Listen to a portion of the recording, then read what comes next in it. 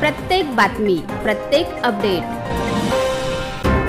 MCR news घेऊन येत आहे राजकारण ते मनोरंजन, गुन्हेगारी ते शिक्षण, औद्योगिक जग ते खेळाच्या मैदानापर्यंतच्या सर्व महत्त्वाच्या घडामोडी। सर्वात आधी सर्वात अचूक माहितीसाठी पाहत रहा MCR न्यूज। जिथे नाही कोणी तिथे फक्त आम्ही। कार्यक्रमाला खूप विलंब झालेला आहे। सभागृहाची दिलगिरी व्यक्त करून मी कार्यक्रम होईल तेवढा थोडक्यात आटोपण्याचा प्रयत्न करतो, कारण आपण शिंदे सरांना ऐकण्यासाठी आलेला आहात। नांदेड ही सांस्कृतिक भूमी आहे, ऐतिहासिक भूमी आहे। गुरु गोविंद सिंग असतील, विठ्ठलचं मंदिर असेल, या ऐतिहासिक वारशाबरोबरच त्या शहरामध्ये आतापर्यंत खूप सांस्कृतिक पण कार्यक्रम झाले आहेत। साहित्यिक लोकांची भूमी आहे। इथं उपस्थित आजच्या कार्यक्रमाला गुरुवर्य दिगंबर महाराज थोरले मठ वसमतचे आमचे गुरुवर्य आहेत उपस्थित। आमचे मोठे बंधू मार्गदर्शक रवींद्रदादा चव्हाण आहेत। आजच्या कार्यक्रमाचे मुख्य आकर्षण गणेश शिंदे सर आणि संगीताताई आहेत। गोदावरी समूह बँकेच्या राजेश्रीताई आहेत उपस्थित, आणि ज्यांची आपण इथं सत्कार मोठी निवड केली दिलीप दारवेकर सर आहेत, एकनाथ मोरे साहेब आहेत, आणि समोर पण खूप मोठी मंडळी उपस्थित आहेत। आमचे प्रदेश काँग्रेसचे सरचिटणीस आहेत, जिल्हा काँग्रेस कमिटी आहे, भिंगे सर आहेत, राजेश काका आहेत, पप्पू पाटील आहेत, आमचे तालुकाध्यक्ष महेशराव, इथं आमचे साहित्यिक मंडळी मार्गदर्शक श्रीकांत देशमुख साहेब आहेत, बापू आहेत, आणि इथं बरेचसे म्हणजे माझ्यासाठी जेवढे पांडुरंग महत्वाचे आहेत, जेवढे रवींद्रदादा महत्वाचे आहेत, तेवढे आपण सगळेजण माझ्यासाठी महत्वाचे आहेत। त्यामुळे काही कमी जास्त कार्यक्रमात झाला असेल तर आपण एक घरचा एक व्यक्ती म्हणून सांभाळून घ्यावं एवढीच आपल्याला विनंती करतो, आणि आजच्या कार्यक्रमात प्रस्तावना सुरुवात करतो। हा कार्यक्रम सगळ्यात पहिल्यांदा मी भूमिका सांगतो की बाबा ह्या कार्यक्रमाच्या पाठीमागे कुठलाही राजकीय हेतू नाहीये, आणि हे प्रांजळ आपण एक वारकरी आहोत आणि वारकरी कुटुंबातले असल्यामुळे आपली पांडुरंगाप्रतीची भावना व्यक्त करण्याप्रतीचा हा कार्यक्रम आहे, आणि हा कौटुंबिक सोहळा आहे। आणि या सोहळ्याला आपण सर्व इथं उपस्थित झालात। मला आपल्या समोर सांगा हरकत नाही, राजेश्रीताई इथं मी आमंत्रण सुद्धा जायला दिलेलं नाही, पण ताई स्वतःहून इथं उपस्थित झाल्यात, त्यांच्याबद्दल इथं टाळ्या वगैरे पाहिजे आपण, कारण आषाढी महोत्सवाची आणि त्यांची जी भावनिकता आणि अटॅचमेंट आहे ती खूप जास्त आहे। कारण हेमंत भाऊ असतील आणि राजेश्रीताईंनी मागचे 13-14 वर्षे नांदेड शहरामध्ये आषाढी महोत्सव साजरा केला, आणि ते इतका मोठ्या उंचीला गेला होता की कोरोनाच्या काळामुळे ते काही बंद झाला, आणि मी मागच्या वर्षी त्यांच्या परवानगीनं आषाढी महोत्सवाला सुरुवात केली। ताईला विचारलं बाबा कार्यक्रम घ्यावा का आम्ही, त्यांनी म्हणजे घ्यायला काही हरकत नाही, आमच्याकडनं बंद झालं, त्यामुळे ताईंनी परवानगी दिली, भाऊनी परवानगी दिली, त्याबद्दल पण त्यांचे मी धन्यवाद मानतो। आणि आजचा जो विषय आहे तुका आकाश एवढा, संत तुकाराम महाराजांचा विषय घेतलेला आहे शिंदे सरांनी। मागच्या वर्षी पण शिंदे सर आले होते, परंतु शिंदे सरांना मागच्या वर्षी योग्य न्याय देता आला आणि आपली पण अजून त्यांच्याविषयीची ऐकण्याची भूक भागली नाही, म्हणून आम्ही संत तुकाराम महाराजांचा विषय यावर्षी तुका आकाश एवढा, तुकाराम महाराज आकाश एवढे आपण म्हणतो, परंतु आजकाल आपण माणसं एवढी मोठी आहेत का, प्रत्येकाचं मन एवढं छोटं होऊन गेलं की आपण छोट्या छोट्या गोष्टीमध्ये एवढे विभागून गेलेले आहोत। त्यामुळे आकाश एवढं होण्याचं सोडून द्या, साधा माणूस म्हणून जरी आपण राहिलो तरी खऱ्या अर्थानं वारकरी संप्रदाय यशस्वी झाला असं म्हणायला हरकत नाही। आणि वारकरी संप्रदाय एक असा आहे की जे कुठल्याही जातीमध्ये, धर्मामध्ये, व्यक्तीमध्ये रंग कुठलाही भेद वारकरी संप्रदायामध्ये नाही। प्रत्येक समाजाच्या व्यक्तीला वारकरी संप्रदायाविषयी आस्था आहे, आणि या संप्रदायातील संतांनी आणि वारकऱ्यांनी आपलं स्वतःचं बलिदान देऊन, आपलं साहित्य लिहून खूप मोठं योगदान दिलेलं आहे या देशामध्ये, या राज्यामध्ये समता प्रस्थापित होण्यासाठी आणि माणुसकी, मानवता जिवंत राहण्यासाठी। आपला अधिक वेळ न घेता म्हणजे माझं लांबलेलं प्रस्तावित थांबवतो, त्याच्यापूर्वी ज्यांची आपण सत्कार मूर्ती म्हणून निवड केली हे आमचे मित्र आहेत दिलीप दारवेकर। मी त्यांना प्रत्यक्ष कधी जास्त भेटलो नाही, परंतु ते बाळापूरला एक साधे शिक्षक आहेत, त्यांच्याविषयी अधिक आपले मुरलीधर हंबर्डे सांगतील त्यांच्या सत्काराविषयी। ते मागच्या 12 वर्षापासून चित्रवारी हे माझी चित्रवारी म्हणून उपक्रम राबवतात, आणि चित्रकला स्पर्धा घेऊन, वारी संदर्भात चित्रकला स्पर्धा घेऊन त्यांचे तिथे बाळापूरला प्रदर्शन लावतात, जेणेकरून लोकांसाठी खुलं असतं ते 4-5 दिवस। ते खूप मोठा त्यांचं अचिव्हमेंट आहे, आणि पांडुरंगाप्रती आणि वारकरी संप्रदायाप्रती त्यांची जी भावना आहे, त्यामुळे त्यांची आम्ही निवड केली। बाबा आपल्या अवतीभोवतीचे लोक आहेत जे वारी संदर्भात निष्ठा ठेवून काम करतात परस्पर, त्यामुळं त्या लोकांचा कुठेतरी आपण उल्लेख केला पाहिजे, सत्कार केला पाहिजे, म्हणून त्यांची आम्ही निवड केली।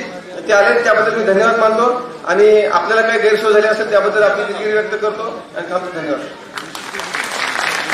सन्माननीय गणेश शिंदे सरांचं या ठिकाणी आपल्याला निरूपण ऐकायचे, गाणी ऐकायचे. पण तत्पूर्वी दादांनी आता उल्लेख केला की महाराष्ट्रातील ख्यातनाम चित्रकार दिलीप दारवेकर सर यांचा आपण सन्मान करतो आहोत. मी उपस्थित सर्व मान्यवरांना विनंती करतो आहे की या वर्षीचा आषाढी सन्मान आपण या ठिकाणी दिलीप दारवेकर सर यांना देऊन आपण त्यांना सन्मानित करावं. दिलीप दारवेकर सर मातोश्री सावित्रीबाई फुले आदिवासी विद्यालय कवडा जिल्हा हिंगोली येथे सहशिक्षक, पोत्रा तालुका कळमनुरी जिल्हा हिंगोली येथील ते मूळचे राहणारे. सिद्धेश्वर विद्यालय वसमत येथे शालेय शिक्षण त्यांचं झाले. चित्रात रंग आणि भावनांचा सुरेख मिलाप हे त्यांचं वैशिष्ट्य. चित्रकलेतून अस्वस्थतेला मोकळी वाट करून देणारा हा कलावंत आहे. आषाढी वारी निमित्त माझी चित्रवारी हा उपक्रम ते दरवर्षी करतात. आषाढ वारी सुरू व्हायच्या अगोदर दिंड्या निघाल्या की दररोज एक चित्र ते समाज माध्यमावर प्रदर्शित करतात. हे त्यांचं 12वं वर्ष आहे. राज्यस्तरीय आदर्श कला शिक्षक पुरस्कार 2018 मध्ये त्यांना मिळालाय. शेकडो पुरस्कारांनी त्यांना सन्मानित या ठिकाणी करण्यात आले.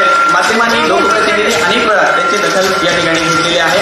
अनेक नामवंत लेखक, कवी आणि अनेक पुरस्कार प्राप्त पुस्तकांचे मुखपृष्ठ त्यांनी तयार केलेले आहेत. 1971 साली सुरू झालेल्या किशोर मासिकाचं 2025च्या जून महिन्याचं मुखपृष्ठ रवींद्र दादाच्या रूपानं आम्हाला एकदा आपल्या जिल्ह्याला नवीन नेतृत्व लाभलेलं आहे आणि आम्ही नवीन तरुण पिढी एक नवीन काय ते करू पाहत आहोत. त्यामुळे संबंध जिल्ह्यातील लोकांना अशी विनंती करतो की आम्हाला मनोबल द्यावं आणि पांडुरंगाला विनंती करतो की आमच्या नेत्याला हे नेतृत्व करण्यासाठी, सक्षम नेतृत्व करण्यासाठी मनोबल द्यावं. आणि मी विनंती करतो दादाला की आपण इथे आम्हाला मार्गदर्शन करावं.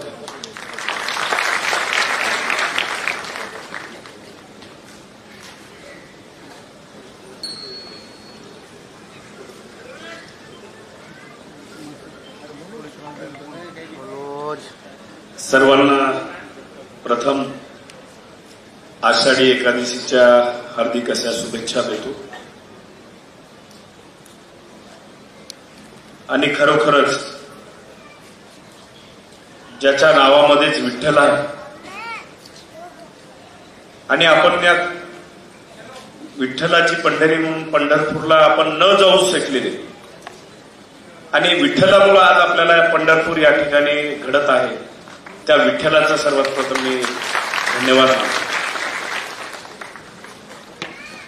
आज या कार्यक्रमाला उपस्थित गुरुवर्य, ज्यांच्या वाणीतून आपल्याला या ठिकाणी व्याख्यान देणार आहेत असे प्राध्यापक गणेशजी शिंदे, त्यांच्यासोबत आलेल्या त्यांच्या सुविद्य पत्नी शिंदेताई, व्यासपीठावर उपस्थित असलेल्या मागच्या अनेक वर्षापासून ज्यांनी नांदेडकरांना आषाढी महोत्सवाच्या निमित्तानं अनेक चांगले कार्यक्रम, दर्जेदार कार्यक्रम या ठिकाणी आपल्याला सादर केलेले आहेत, अशी संकल्पना ज्यांनी मांडली होती सर्वात प्रथम अशा गोदावरी समूहाच्या आमच्या ताई राजेशताई पाटील, हेमंत पाटील, माझ्या सुविद्य पत्नी सोनिया चव्हाण, ज्यांना इथं पुरस्कार मिळाला असे उपस्थित असलेले आमचे दिलीपजी दारवेकर, कार्यक्रमाला ज्यांनी आयोजन केलं असे आमचे विठ्ठलदादा यांच्या सुविद्य पत्नी आमच्या पावडेताई, व्यासपीठावर उपस्थित असलेल्या माझ्या बहीण शिल्पा चव्हाण, या कार्यक्रमाला उपस्थित असलेले सर्व प्रमुख, आमचे व्यासपीठावर उपस्थित असलेले आमचे मार्गदर्शक असलेले आमचे एकनाथरावजी मोरे साहेब काका, कार्यक्रमाला उपस्थित असलेले सर्व प्रमुख, उपस्थित माता भगिनी, या कार्यक्रमासाठी मेहनत घेणारी सर्व प्रमुख मंडळी, आज खरोखरच विठ्ठलदादांनी दाखवून दिलं की भक्तीमध्ये किती शक्ती असते. आज एवढा मोठा सभागृह असताना सुद्धा तुडुंब भरलेला आहे आणि सभागृह आम्हाला या ठिकाणी अपुरं पडत आहे. आणि एवढीच पब्लिक बाहेर, मी जेव्हा आलो लास्टला आलो या ठिकाणी कार्यक्रमाला, एवढीच पब्लिक बाहेर उभा टाकून होती हा कार्यक्रम ऐकण्यासाठी. खरोखरच भक्तीमध्ये किती शक्ती असते या कार्यक्रमापासून आपल्याला या ठिकाणी बघण्यास मिळालं. ताईंनी म्हणल्याप्रमाणे आळंदीपासून पंढरपूरपर्यंत जी वारी, कित्येक वर्षापासूनची ही परंपरा या ठिकाणी महाराष्ट्रातल्या लोकांनी जपलेली आहे.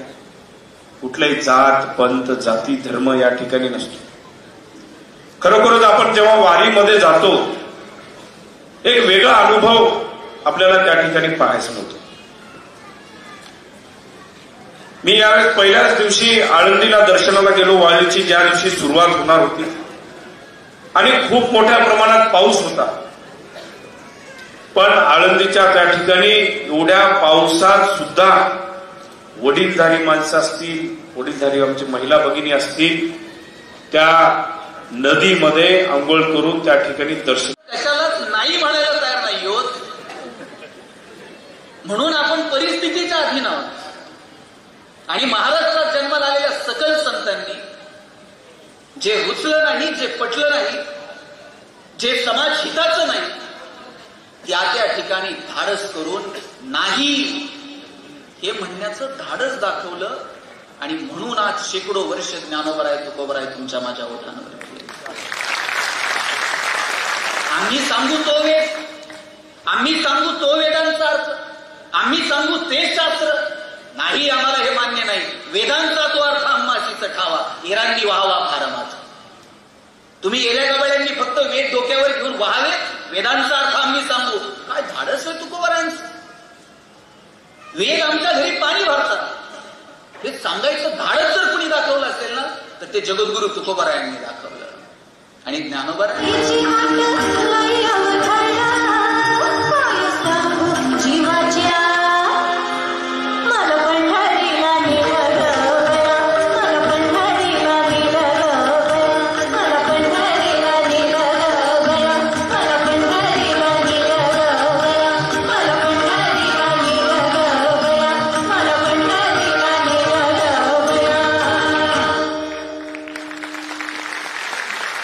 पंढरीची वाट लई अवघड. देव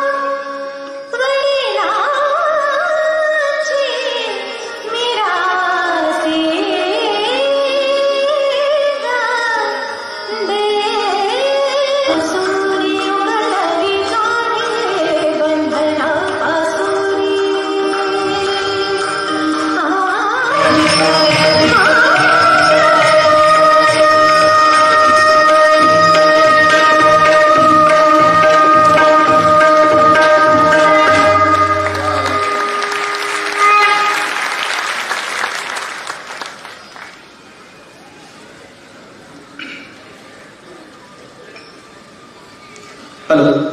या ठिकाणी सन्माननीय गणेश शिंदे सरांच्या मुखारविंदातून वाहणारी ही अमृतवाणी अशीच चालू राहील. अगदी 1 मिनिटाचा वेळ आम्ही मध्ये घेतो आहोत. या ठिकाणी सन्माननीय नामदार हेमंत पाटील साहेब उपस्थित आहेत. सन्माननीय साहेबांना मी मंचावर बोलवतो आहे. आजच्या कार्यक्रमाचे संयोजक सन्माननीय विठ्ठलदादा पावडे यांना विनंती करतो की आपण सन्माननीय हेमंत पाटील साहेब यांना सन्मानित करावं. जर 13-14 वर्षापासून 16 वर्षाची अखंड परंपरा त्यांनी आषाढी महोत्सवाची पर्वणी नांदेडकरांना तमाम मराठवाड्याला या ठिकाणी दिलेली आहे. राष्ट्रीय आंतरराष्ट्रीय कीर्तीचे ख्यातनाम कलावंत नांदेडमध्ये आणून 16 वर्षाची परंपरा त्यांनी या ठिकाणी कायम ठेवलेली आहे. मध्येच कोरोनामध्ये ती परंपरा त्या ठिकाणी आपल्याला कुठेच निघता येत नव्हतं. आपण घरी बसून त्या ठिकाणी जायचं नाही कुणी. शेवटचे 2 अभंग राहिले. कार्यक्रम आहे, कोणीच उठायचं नाहीये. शेवटचे 2 अभंग राहिले, कुणीच जाऊ नका. अशी वारी मग अर्ध्यावर सोडून जायचं नाही. खरं तर लहानपणापासूनच राजश्री हेमंत भाऊचं माझ्यावर प्रेम राहिलेलं आहे. आणि लहानपणापासून ज्या आषाढी महोत्सवाला ऐकायला मी जायचो त्या आषाढी महोत्सवाचा संयोजक म्हणून होण्याचा भाग मला मिळाला आणि त्याला मी नशिबान समजतो. आणि हे केवळ या दोघांमुळे शक्य झालं. 1 मिनिट भाऊला विनंती करतो की आपण बोलावं.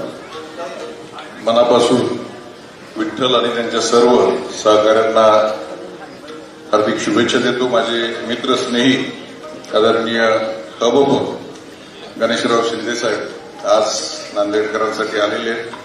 शिंदे सर 16 वर्ष आम्ही 4 दिवसाचा आषाढी महोत्सव घ्यायचो आणि खऱ्या अर्थानं आता विठ्ठल पावडे माझे वारसदार झालेले आणि विठ्ठलराव माझा एक अनुभव आहे. विठ्ठलाची जे भक्ती करतात त्यांना विठ्ठल निश्चित पावतो. गणेशराव मी या शहरामध्ये नगरसेवकापासून देशाच्या सर्वोच्च सभागृहापर्यंत पोहोचलो. गल्लीपासून दिल्ली बघितली, पांडुरंग पावला. त्यामुळं आपण भक्ती करत राहा. निश्चित पांडुरंग आपल्याला पावल्याशिवाय राहणार नाही. समोर आमचे एकनाथराव मोरे सर बसलेले आहेत. सर या आषाढीच्या निमित्तानं समोर बसलेल्या सर्व माझ्या मायबापांना शुभेच्छा देतो आणि या नांदेडच्या सत्ताधाऱ्यांना देव सुबुद्धी देव एवढीच विठुरायाच्या चरणी प्रार्थना करतो. आमच्या ज्या सार्वजनिक वापराच्या ज्या जागा होत्या, कला मंदिर ज्याच्यात बालगंधर्वापासून प्रतियात्रेपर्यंत लोक येऊन गेले, ते पण आता विकायला काढले. एकही सार्वजनिक जागा आम्हाला ठेवली नाही. तेव्हा विठुराया यांना सुबुद्धी देव एवढंच मागणं करतो आणि थांबतो. जय हिंद, जय भारत.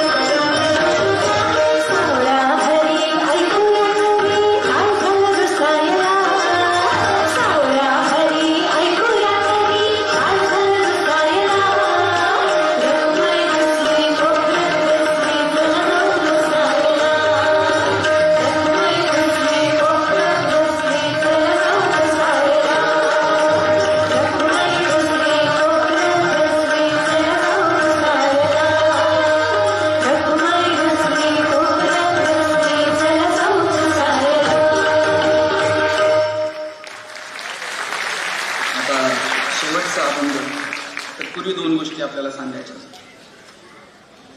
तुकाराम महाराजांनी निसर्गाला अनन्यसाधारण महत्व दिलं आणि म्हणून ते म्हणाले वृक्षवल्ली आम्हा सोय रे वनचे.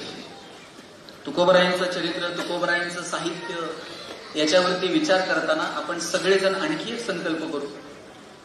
या आषाढीच्या निमित्तानं एक तरी झाड लावू आणि ते वाढवू. आपण जर निसर्गाकडे दुर्लक्ष केलं तर एक दिवस असा येईल, आज आपण आपली आपली पाण्याची बाटली घेऊन कार्यक्रमाला येतो, एक दिवस आपल्याला आपलं ऑक्सिजनचं सिलेंडर घेऊन निघावं लागेल. आज दिल्लीमध्ये हवेचं प्रदूषण अशा पातळीवरती गेलंय, दिल्ली गव्हर्नमेंटला निर्णय घ्यावा लागला, गाड्या आपल्या मालकीच्या असल्या तरी रोज बाहेर काढू नका, ऑड डेला गाड्या बाहेर काढा. जी परिस्थिती हवेच्या प्रदूषणाची, तीच परिस्थिती पाण्याची, तीच परिस्थिती ध्वनीची. आपण कुठे घेऊन चाललो एकंदरीत निसर्गाला? तुकोबरायांना शेकडो वर्षापूर्वी कळालं की झाडं, वेलं, वेली, पानं, फुलं हेच आमचे सगळे सूर्य आहेत. आपल्याला ते अजून समजलेलं नाही. आपण झाडं लावतो पण ते निवळ फॉर्मॅलिटी म्हणून, औपचारिकता म्हणून. वाढदिवसाला झाडं लावायची, दुसऱ्या दिवशी पेपरला फोटो, तिसऱ्या दिवशी पेपर गायब, चौथ्या दिवशी झाड गायब. पुढच्या वाढदिवसाला खड्डा तोच असतो, झाड फक्त नवीन असतं. म्हणजे सकाळी कार्यकर्त्यांनी झाडं लावायची, दुपारी बकऱ्यांनी झाडं खायची, संध्याकाळी कार्यकर्त्यांनी बकऱ्या. फिट्टम फाट. आम्ही कुणाला फसवायला निघाले? निसर्गाकडे दुर्लक्ष केलं तर एक दिवस असा येईल, सकाळी उठल्यापासून रात्री झोपेपर्यंत 50 गोळ्या खाव्या लागतील. सकाळी डोळे उघडावेत म्हणून 2, डोळे उघडल्यानंतरच्या, नाश्त्याच्या आधी 2, नाश्ता झाल्यावर 2, जेवणाच्या आधीच्या, जेवणानंतरच्या, संध्याकाळी वेगळ्या आणि उरलेल्या रात्री. कोणत्या गोळ्या कधी खायच्या तुम्ही लक्षात सुद्धा ठेवायचं नाही, इतकं तंत्रज्ञान पुढे गेलेलं असेल. मार्केटमध्ये छोट्या छोट्या चिप येतील, त्या चिपमध्ये 50 गोळ्या टाकायच्या. 5वीला सटवाई पुसताना त्याच्याबरोबर ही चिप पण पुजायची आणि पोराच्या मंडकात बसून टाकायची. एंट्री करायची, सकाळी 2 ह्या, दुपारी 2 त्या. कामाला जाता जाता एंटर मारायचं, एक एक गोळी रक्तात आपोआप सर्क्युलेट होत चालेल. इतकं विज्ञान तंत्रज्ञान पुढे गेलेलं असेल. आणि कोणत्या गोळ्या कधी खायच्या लक्षात ठेवायची सुद्धा गरज नाही, इतकं तंत्रज्ञान पुढे गेलं. आणि त्या चिप लई महाग नसतील, टेन्शन घेऊ नका. महिला बाल कल्याण विभागाकडनं बीपीएल कुटुंबांना मोफत, ईपीएल कुटुंबांना सवलतीच्या दरात. चायना प्रोडक्शन करायला लागलं तर कोणत्याही पानाच्या टपरीवर 1-1 रुपयाला मिळेल. आणि सरकारनं ठरवलं तर लाडक्या बहिणींना कुपनावर. आपण काय करतो? निसर्गाकडे दुर्लक्ष करू नका. तुकोबरायांनी ही जी गाथा मांडली, तुकोबरायांनी जे अभंग लिहिले, किती त्रास दिला होता. मंबाजी बुवा आता काठी घेऊन उभे राहिले तुकोबरायांच्या समोर. कीर्तनामध्ये कितीतरी लोकांनी अडसर आणण्याचा प्रयत्न केला. वाघोलीचे रामेश्वर भट्ट त्यांना बोलवलं आणि त्यांना सांगितलं की तुकोबरायांना वेद सांगायचा अधिकार नाही, तुम्ही त्यांना काहीतरी शासन करा. आणि हे रामेश्वर भट्ट जेव्हा देहूमध्ये आले, जात्यावर दळता दळता बाई तुकोबरायांचे अभंग म्हणत होती, पोरं खेळता खेळता तुकोबरायांचे अभंग म्हणत होते. तुकोबरायांच्या अभंगामध्ये तुमचं विट्टी दांडू, कितीतरी खेळांचा उल्लेख तुकोबरायांच्या अभंगांमध्ये पाहायला मिळतो. अरे गल्लीतली गावातली खेळणारी पोरं सुद्धा तुकोबरायांचे अभंग म्हणत होते. आता पोरं खेळतच नाही, मैदानावर सगळी ओस पडायला लागली. मैदानावर जाऊन पण पोरं मोबाईल खेळत बसतात. जंगली रमी प्याव ना महाराज. 10-5 लाखाला आई बापाला गंडा घालतंय, मग कळतंय की आपण पोरांच्या.